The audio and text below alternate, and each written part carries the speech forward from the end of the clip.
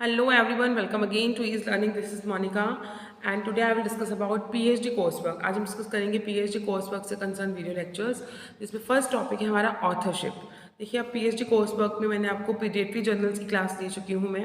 पीडियाट्री journal के बाद अब हम डिस्कस करेंगे ऑथरशिप का एक आपका टॉपिक है रिसर्च पार्ट में। ऑथरशिप क्या है, टाइप्स ऑफ ऑथरशिप क्या है, तो डिफरेंट एस्पेक्ट्स हम डिस्कस करेंगे क्योंकि हम प्री PhD में रिसर्च वर्क सीखेंगे और हाउ टू राइट थीसिस, ये सब चीज़ें हम सीखने वाले हैं। सिनॉप्सिस क्या है, थीसिस क्या है, तो उनसे कंसर्न बहुत सारे टॉपिक्स हैं जो हम सीखने हैं हमें। तो ऑथरशिप उनके लिए एक इम्पॉर्टेंट टॉपिक है। किस टाइप की ऑथरशिप है, ऑथरशिप का मतलब क्या होता है, तो सब इसकी प्रॉपर डेफिनेशन, मीनिंग, टाइप्स और क्या रोल है इसका एथिक्स में। इसके बाद एक टॉपिक स्टार्ट होगा आपका रिसर्च एथिक्स और publication ethics, which is very very important, क्योंकि हम जब थीसिस करते हैं और लिखते हैं तो हमें एथिक्स के बारे में, रिसर्च एथिक्स के बारे में पता होना चाहिए कि क्या एस्पेक्ट्स हैं, क्या एस्पेक्ट्स इंक्लूड करने हैं और क्या क्या हो सकते हैं। फाइन, तो देखिए ऑथरशिप मीन्स द राइटर और contributor of any work, literature और एन आर्ट। ऑथरशिप का मतलब है कि ऑथर, जिसमें जैसे आप ऑथर की बात करेंगे कि दैट मीन्स द राइटर और the contributor of any writing, literature, art. अगर हम सिर्फ सिंपल टर्म से बात करें तो refers to any individual or group that creates an idea to develop the publication for dissemination of an intellectual or creative content। देखिए मतलब कोई भी इंडिविजुअल हो सकता है, कोई भी ग्रुप हो सकता है जिसने कोई आइडिया क्रिएट किया और लिखा। ठीक है, आप अपनी इंटेलेक्चुअल क्रिएशंस को ऑथरशिप कहेंगे। और अगर इसके मीनिंग को डिफाइन करें हम, the author, the person, the incorporate body responsible for the writing or the completion of the book and the publication, that means author। आप कभी फ्यूचर में बुक लिखेंगे, I am writing a book, तो मैं author हो जाऊंगी उस चीज़ के लिए। तो that means author means the person और इनकॉर्पोरेट बॉडी जो कुछ भी लिख रहे हैं, मैन्युस्क्रिप्ट कुछ भी लिख रहे हैं। ठीक है, तो author is the one who primary responsible for an artistic content of an document. अगर हम बहुत ही सिंपल लैंग्वेज में बात करें तो ऑथरशिप क्या है, is a characteristics of a person who has a meaningful participation in the planning, very important line over here, the planning, design and interpretation of the experiment in the writing of the paper.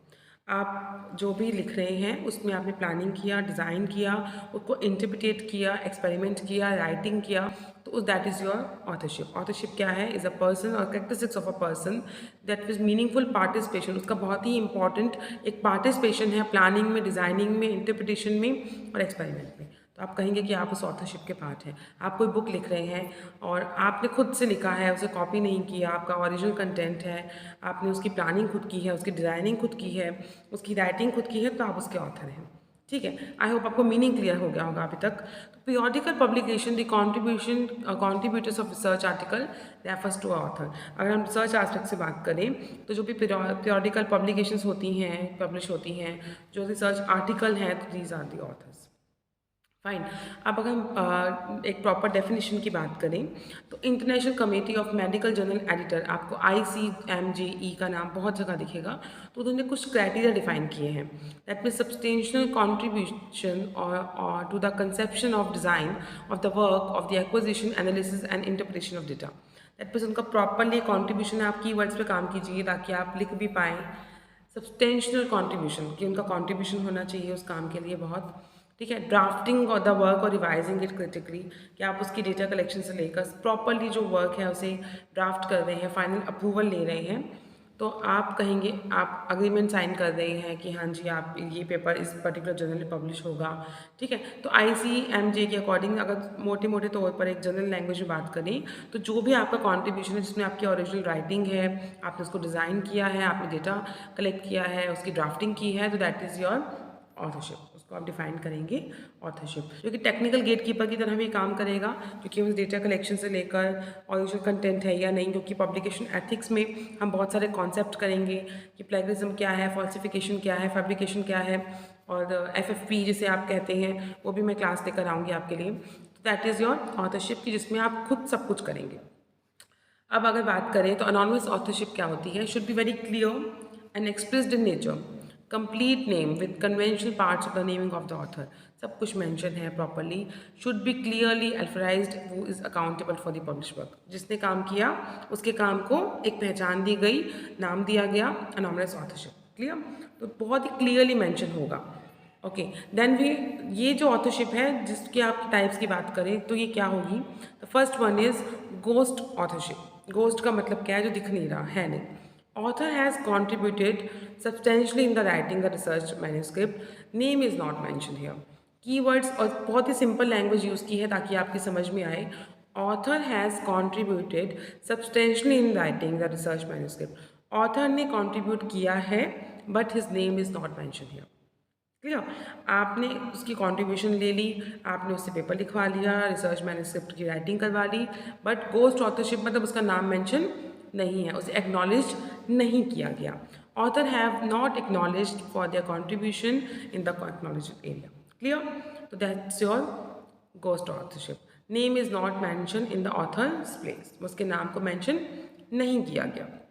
Second type is gift authorship. Gift authorship क्या है कि आप gift दे रहे हैं, ठीक है।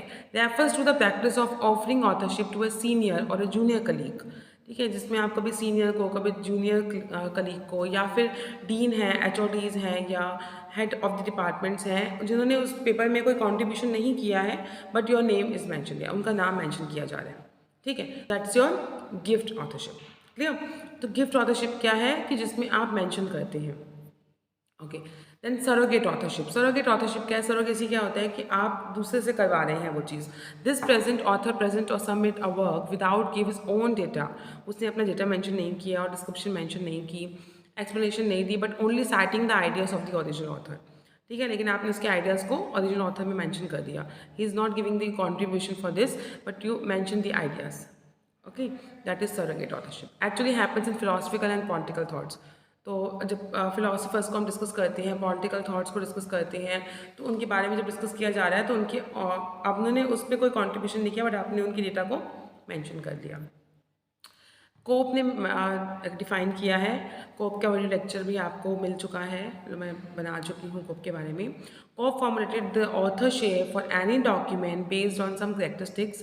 These are writer should have the contribute substantially contribution to the design of work, collection, organisation, interpretation. ये सब कुछ उसने खुद किया हो, कलेक्शन भी किया हो, ऑर्गेनाइजेशन भी किया हो, इंटरप्रिटेशन सब कुछ खुद किया हो, तो उसे आप कहेंगे ऑथरशिप। और ऐसा नहीं है तो गिफ्ट ऑथरशिप हो जाती है जिसमें आपने कंट्रीब्यूशन नहीं किया, आपको गिफ्ट मिल गया।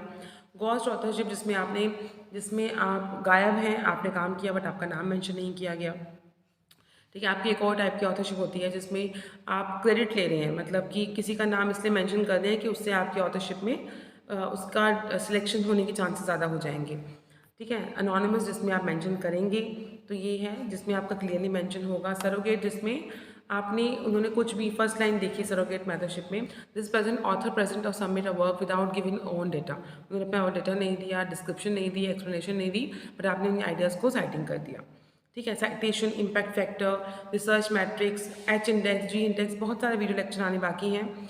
और अगर आपको वीडियो लेक्चर्स अच्छे लग रहे हैं तो please do like, share and comment. PhD course work से कंसर्न जितने भी टॉपिक हैं सब कवर होंगे ईज़ लर्निंग चैनल पर। और अगर एफर्ट्स अच्छा लग रहा है तो please do like, share and comment. Thank you so much.